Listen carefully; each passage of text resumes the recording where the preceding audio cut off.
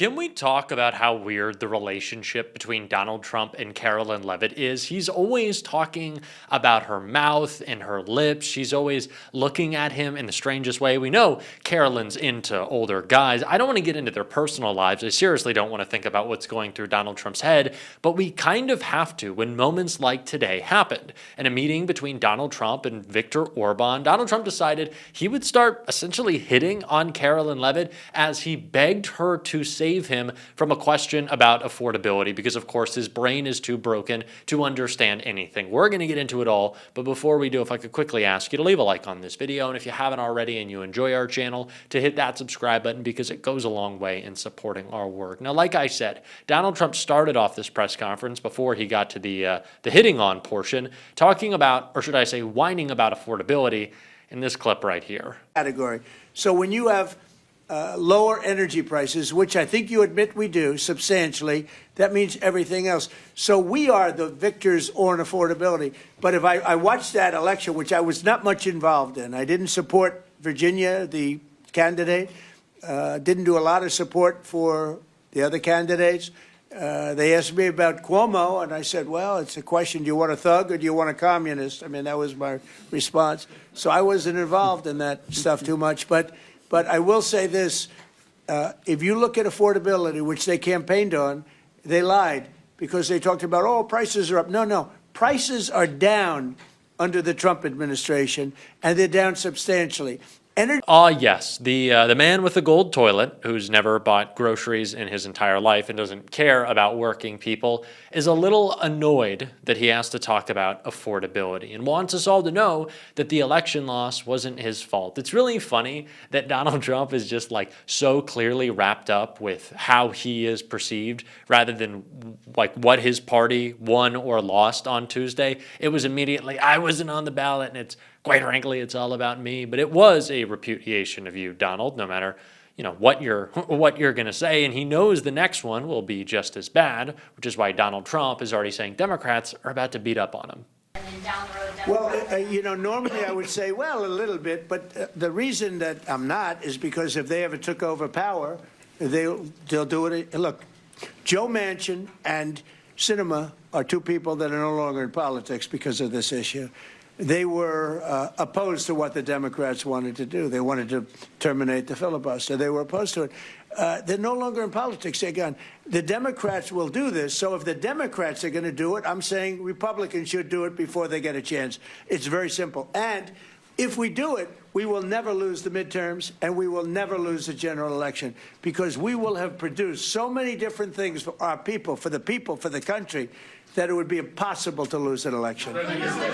Donald Trump knows what's coming. He's not asking Republicans just to eliminate the filibuster so they can do whatever they want. They can pass a horrible CR to end the government shutdown. Donald Trump knows that that is a politically toxic issue, obviously.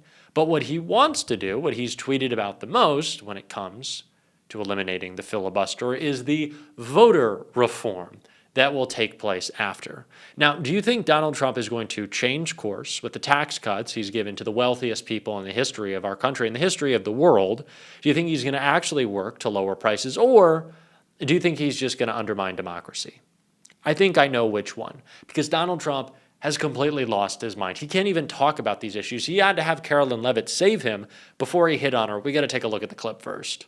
Fake news. Yeah, and I just saw it asked again here, and it's very unfortunate that the reporters in this room refuse to address, sir, what you just said, which is that you inherited the worst inflation crisis in modern American history, and you are fixing it in 10 short months, and your entire administration has been tasked with this effort, from Treasury Department to Agriculture Department to the National Economic Council right here at the White House. They are slashing regulation.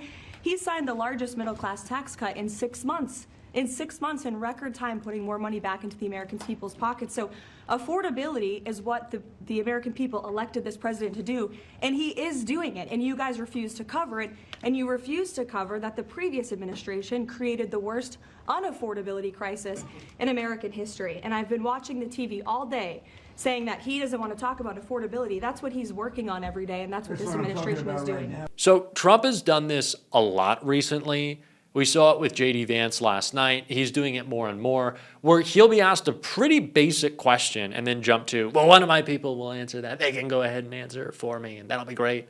And we love their answers just because he doesn't know and doesn't want to speak. He knows he wants Karoline to answer, though, because he loves her and wants her to never leave, apparently. To cover it? Can I get Because her they're for fake someone? news, that's why. Go Can I ahead. get her someone? Sure. Caroline, the Prime Minister would like you to work for him in Hungary. Please consider. She's- Please consider. You know what? it. That's a very good decision you just made. Please don't leave us, Caroline. You can't tell me differently. That's a bit of a hit, right? Like, he's always talking about her mouth, and he's always like, oh, she's so great, and won't you stick with me, and I won't let you leave, and you could never be gone. And then he's like, don't take her away from me. She's mine. It's a little weird. Am I like, it's a little weird. Like, Viktor Orban was just trying to be like, oh, we'd love to have Karoline Leavitt, which is funny that the autocrat is like, oh my God, I've never seen someone lie like this. Like, that is not an endorsement of your ability to communicate truth when Viktor Orban is like, oh my God, I didn't even know you could lie that badly. Like, you can be that obvious in disseminating propaganda. Viktor Orban is like, wow, this Leavitt, she's laying it on a little thick. I don't even know if I'd go that far. Like, this man has had his oligarch buddies buy up the media to only push narratives that are positive about his regime. And even Viktor Orban is like, oh my God, Karoline Leavitt, Jesus. That tells you everything you need to know, and maybe that's why she's so near and dear to Donald Trump's heart. But we know that image when she's kind of like leaning over at Easter. I don't really want to describe how she was leaning, and Trump was kind of looking at the... Again, I don't want to speak too much to this, but like Donald Trump, I'd say historically a pretty creepy guy, pretty weird guy, pretty disgusting guy. Karoline Leavitt, she likes herself an older dude. By the way, this is someone who preaches her Christian values. I don't want to comment on anyone's life.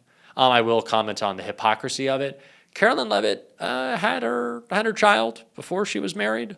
Like, you live your life however you want. I'm not judging anyone's relationship. But Karoline Leavitt is always saying that she's Mrs. Family Values. Again, you should plan your life and live it however you want. It's no problem at all. But Karoline, little hypocritical from you. I just think that we have to point that out.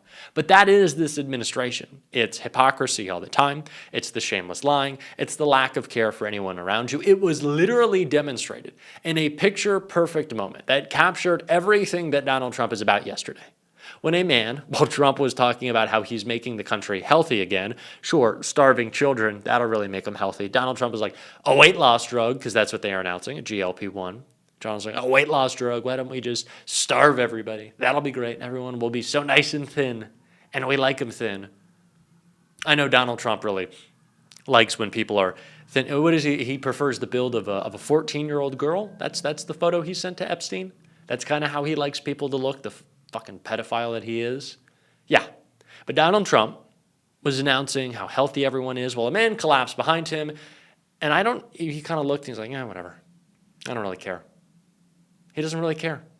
And although I could talk about this forever, and I did yesterday, I think the person who gave the perfect synopsis of how this so represents Trump's administration, you're really going to want to hear this, was Lawrence O'Donnell right here. Someone standing with the group collapsed, which immediately sent the physician in the room, Dr. Mehmet Oz, into action, along with other normal human beings who reached down to help the man who was revived and then helped from the room by White House medical staff. At the first sign of the commotion, Donald Trump turned around, as you see there. But then, not understanding what was happening, he turned away. When he saw that man on the ground, he looked and then turned away, as you see here.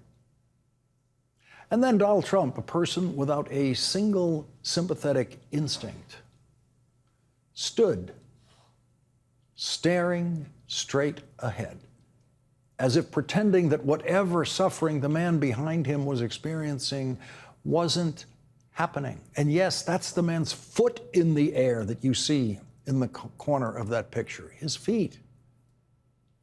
This image captured Donald Trump's ability to completely ignore a person in need. We know what Joe Biden would have done. We know what Barack Obama would have done. We know what George W. Bush would have done. They would have gotten physically involved in reaching down to help that person. They wouldn't get in the way of Dr. Oz or any other medical professional there, but they wouldn't ignore it. They wouldn't turn away. Donald Trump did that today with a man on the floor in the Oval Office, and he did it today with millions of American air travelers whose plans he is threatening. And he did it today with millions of Americans who are worried about their ability to afford food because Donald Trump is trying to take their supplemental nutrition assistance benefits away, while a judge in Rhode Island continues to order Donald Trump to fund those benefits fully. It is the same Oval Office where Donald Trump congratulated Elon Musk for taking food out of the mouths of starving children and starving people in famine conditions in Africa. It is the same Oval Office where Donald Trump congratulated Elon Musk for denying life-saving medicine that this country has been giving to fight AIDS in Africa for over 20 years, thanks to a very successful program created by President George W. Bush and Dr. Anthony Fauci. Elon Musk killed all of that with Donald Trump's hearty approval, which led Bill Gates to describe Elon Musk as the world's richest man killing the world's poorest children.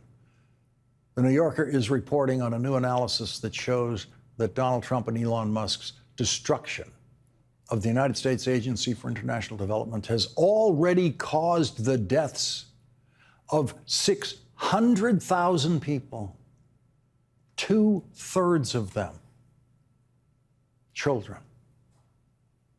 Those 600,000 people died while Donald Trump was staring straight ahead in the other direction with those dying children in Africa far behind his back. He is a deeply evil person who cares not at all for you and I. I just think that we have to be very, very clear about that he could not care less about you or I. He doesn't. He's never going to, and we shouldn't think that he will. And I think we should make that obvious in all of our messaging.